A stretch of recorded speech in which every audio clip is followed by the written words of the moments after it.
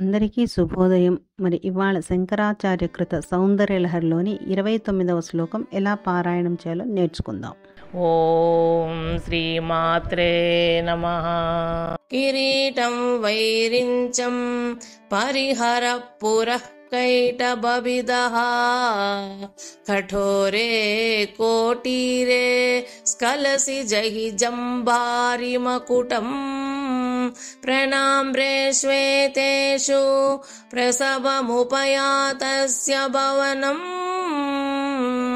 భవస్యాభ్యుక్తానే తవ పరిజనోక్తిర్విజయతే.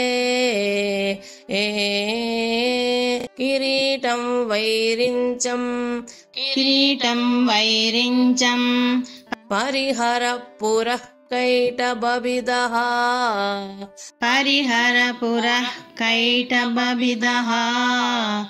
కఠోరే కోటీరే స్ఖలసి జహి జంబారి మకుటం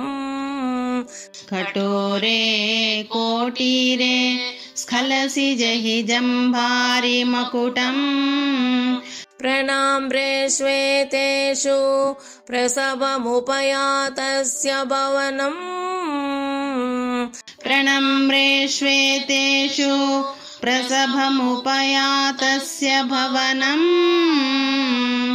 భవస్యాభ్యుత్థానే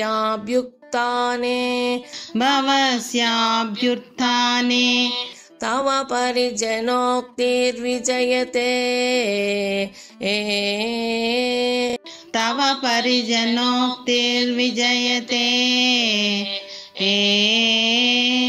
కిరీటం వైరించం పరిహర పురః కైటబవిదః కఠోరే కోటీరే స్ఖలసి జహి జంబారి మకుటం ప్రణామ్రే శ్వేతేషు ప్రసవముపయాతస్య భవనం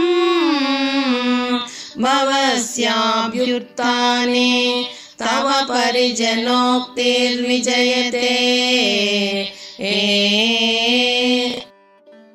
అమ్మా భగవతి, ఈ బ్రహ్మ విష్ణు ఇంద్రులు మొక్కుతూ ఉంటే నీ భవనాన్ని ప్రవేశిస్తున్న సదాశివుణ్ణి ఎదుర్కొనడానికి నీవు అతి శీఘ్రంగా లేచి వెళ్ళేటప్పుడు నీ పరిజనులైన స్త్రీలు, అమ్మా నీ ముందు బ్రహ్మదేవుని కిరీటం ఉంది, దానికి దూరంగా ఉండు, ఓ తల్లి ఇది కైటవాసురుని సంహరించిన విష్ణువు కిరీటము, తొట్టుపడబోకు, అమ్మా ఇది ఇంద్రుని కిరీటం, దీని అగ్రభాగం తాకి జారుతావేమో, జాగ్రత్తగా రమ్ము అనే మాటలు సర్వోత్కర్షతో రాజులుతూ ఉన్నాయి.